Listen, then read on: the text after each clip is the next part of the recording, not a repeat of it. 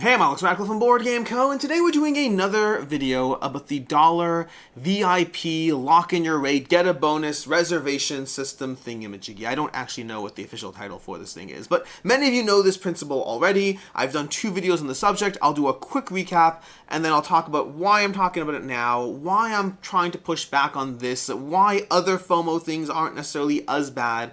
We've talked about this before. If you're sick of the subject, I totally get it. This might not be a video for you. There's plenty of other videos on the channel. If you're equally upset and passionate about the subject, well, sit down, enjoy the show. This will be another video on the subject.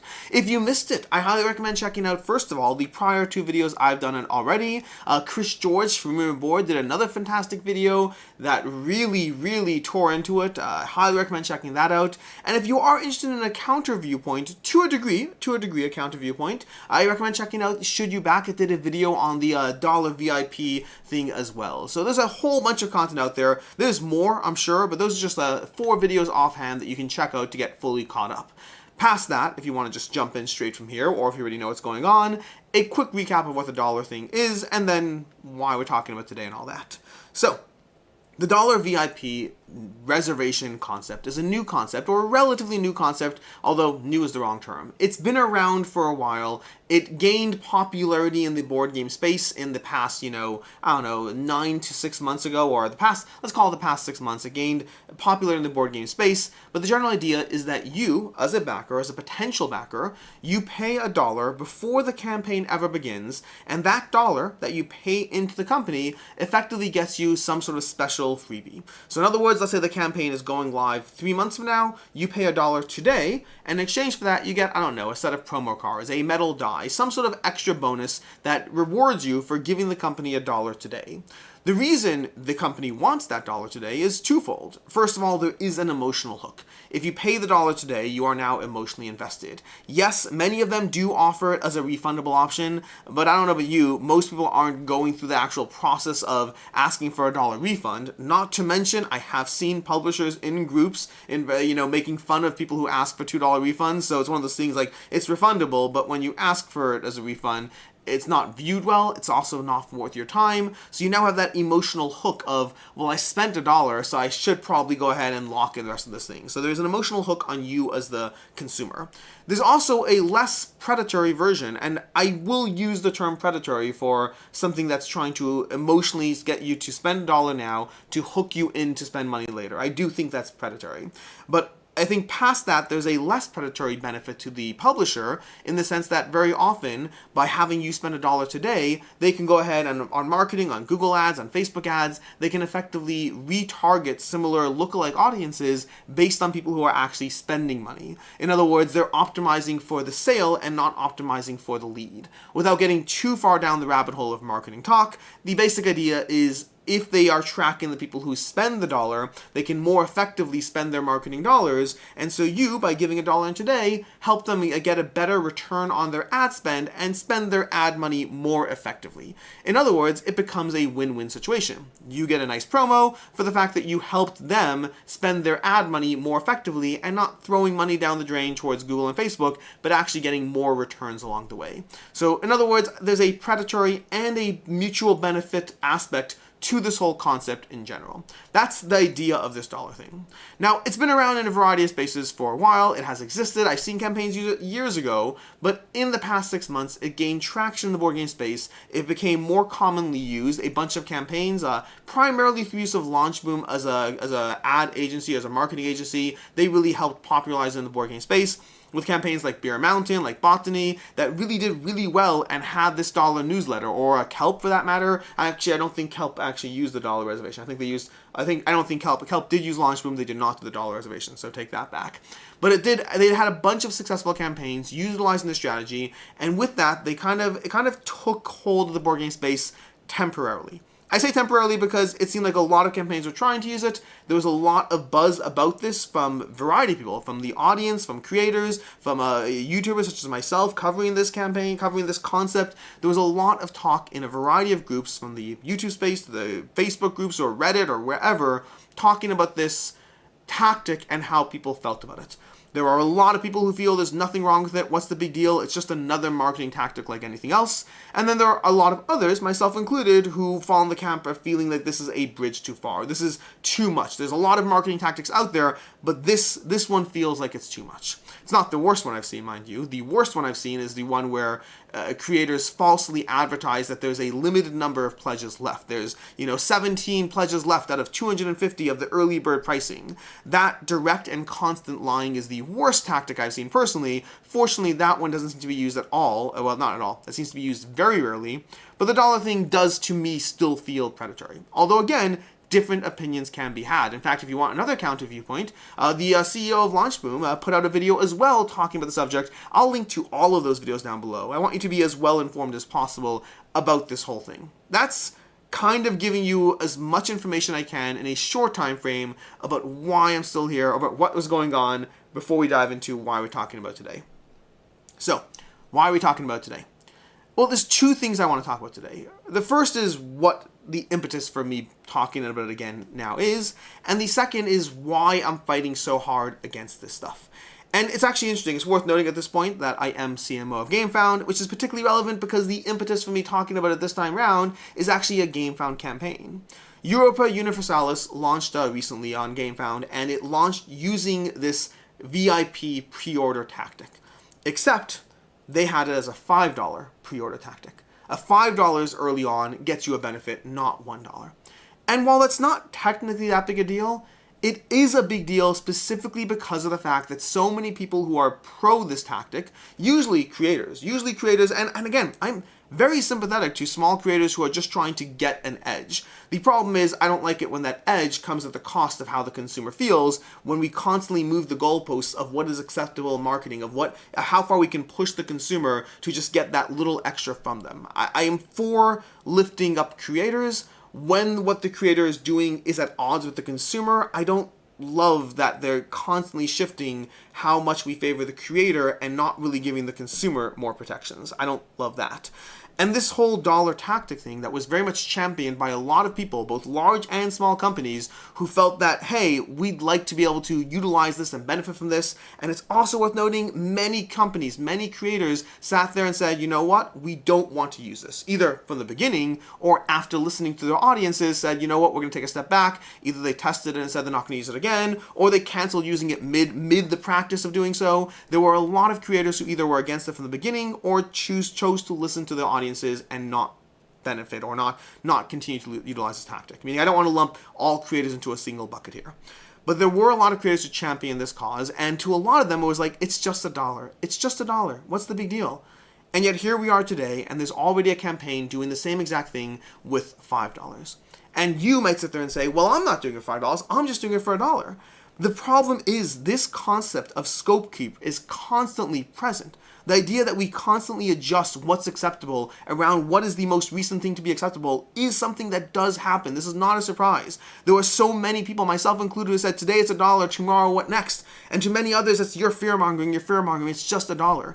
It's not just $1. It was just $1. It already has moved. Which means, just so we're on the same page, what is happening here is now you are paying money, not just $1, sometimes $5, months before the campaign begins in order to lock in a bonus for the thing that will then make you wait another year and a half to get the game. This is pre-ordering on the pre-order, which to me feels a bit insane. Not necessarily to you. This is where there are a variety of opinions on it, and to each person, you have to choose your own line in the sand of what you are comfortable with.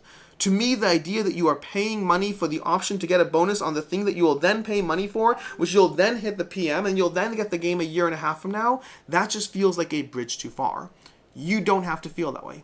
I feel that way, and many others do feel that way. And if you feel differently, that's fine. And if you want to support the creator, that's fine. I'm not here to try to tell you that you should or shouldn't do one thing or the other. I am here to lend some degree of voice to the fact that I do think this is another example of companies trying to find whatever extra edge they can to try to grow their own campaigns, their own growth, but it does come at the cost of pushing the consumer too far, pushing the consumer to levels that they may not feel comfortable with.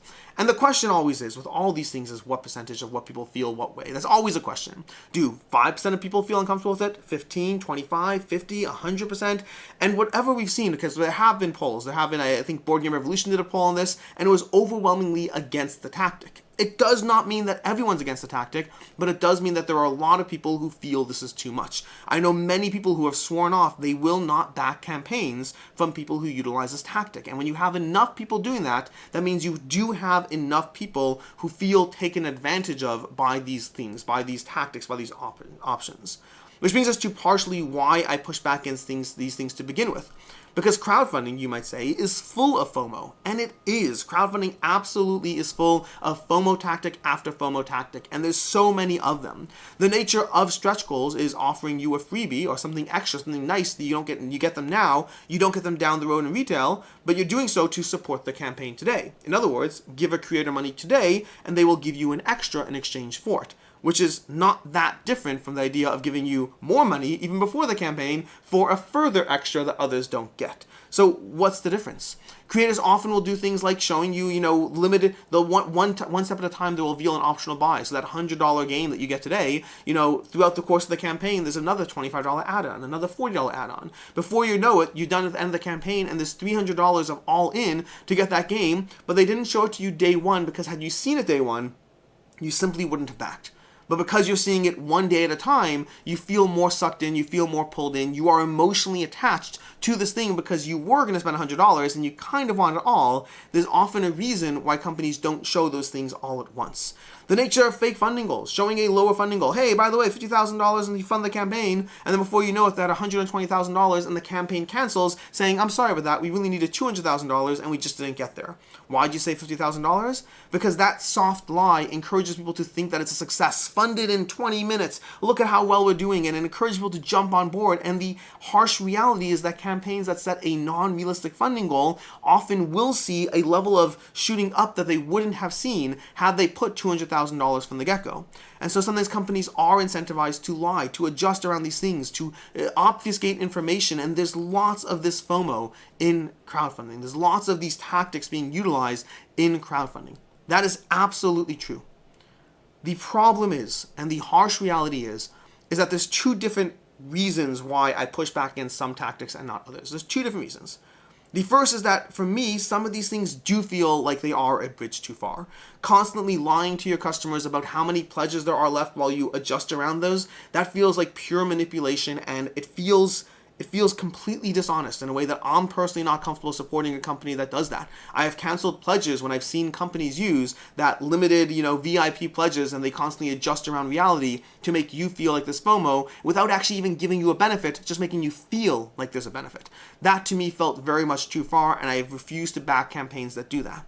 The VIP limited pledges, I'm a little bit more selective about. I generally will avoid a company that does that, but I'm not 100% willing to avoid. If there's a company that I really like, if there's a game I really know I want, maybe I would engage with it, but I don't even know if I have yet, but I'd be willing to entertain it, but I'd definitely be more resistant to doing so, because these tactics to me feel a bit too much. But the other part of it that's just as relevant is the reality is, the sucky reality is that so often in life, when you have things introduced, if you don't push back against those things, they become the norm. They become the new normal. They become the thing that is just set in stone. The reality is fake funding goals, once upon a time, weren't a thing. And now they're a thing. And not only are they a thing, they're a harsh reality of the ecosystem that does reward creators, and it punishes those who actually give a realistic funding goal. The reality of stretch goals is that they're here. They are already present. The daily reveals, stretch goals, all those things, the things that do introduce a degree of reward for your money today, those things do incentivize. Those things are locked in place. Creators are using them. The reality of, revealing one step at a time before you get to the all-in, that is an established norm. Established norms are so much harder to uproot. Even if they are just as manipulative, they are so much harder to uproot. It is very hard to walk into a space that has been using a tactic for who knows how long, whatever that tactic might be, but whatever that marketing tactic is present, if it's been used by everyone, there's only so much you can champion against it anyway. The norm has been established. The time to fight has passed. The time to push back and say, this is something we're not okay with, has passed. You can still try, but you will be fighting an uphill battle because everyone is already doing that thing. Versus when you see something new introduced, when you see a new tactic being introduced to the marketplace, a new tool that marketers have at their advantage to try to get you to spend your money when you might otherwise not have done so. And don't get me wrong, I do strongly believe in the concept of win-win marketing. I do believe there are many ways to establish new marketing options, opportunities, and practices that are a win for the consumer and the creator alike. I just don't think some of these recent ones are examples of that. I think that they do feel a bit more predatory. They do, and I'm using the term feel very specifically. Some of them feel more predatory than others. The $1 VIP, I think, is a mixed bag. I think there is some genuine win-win in there, but there's also an emotional hook that's, well, it feels predatory. It feels predatory to try to get someone to give us the money today without the same level of information because, hey, and also, and again, further extending what crowdfunding actually looks like in order to make them want to spend more money later. And when you have these new things in place, the time to talk about them is when they're happening. It doesn't mean you shouldn't back these games. It does not mean that. I would say genuinely, the way I feel about these things is I'm not here to lead a crusade against creators to do this. I'm not. I am here to talk about it, to open the door for the conversation time and time again. There's a reason that I have frequently, or even right now, there's a reason why I am not just talking about the talking points against, but linking to other people who are for that tactics. I want you to be well informed about what's going on. And I want you to decide what does and doesn't bother you, because you are going to be part of shaping whatever reality is the new normal over the next 5 years, 10 years, 15 years.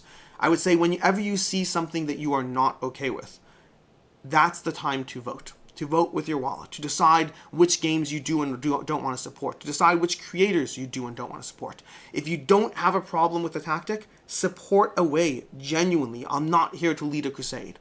But if you do have a problem with the tactic, then recognize that if you give money to a creator who is doing something that you don't agree with, you are encouraging that behavior for the next time. You are setting the groundwork for this to become the new normal. And make no mistake, the fact that we're already seeing the $1 pre-reservation turn into the $5 pre-reservation should tell you that the fear-mongering that we're accused of isn't fear-mongering. It's the reality of how moving goalposts works. When you change what is the new normal, the next thing is the new thing to push. The next thing is the new thing to push. Crowdfunding will always and forever be evolving. I don't know about you, but I don't like the idea of continuously increasing the amount you have to put down today for the opportunity to get that thing 3 months from now, for the opportunity to get that thing a year and a half from now.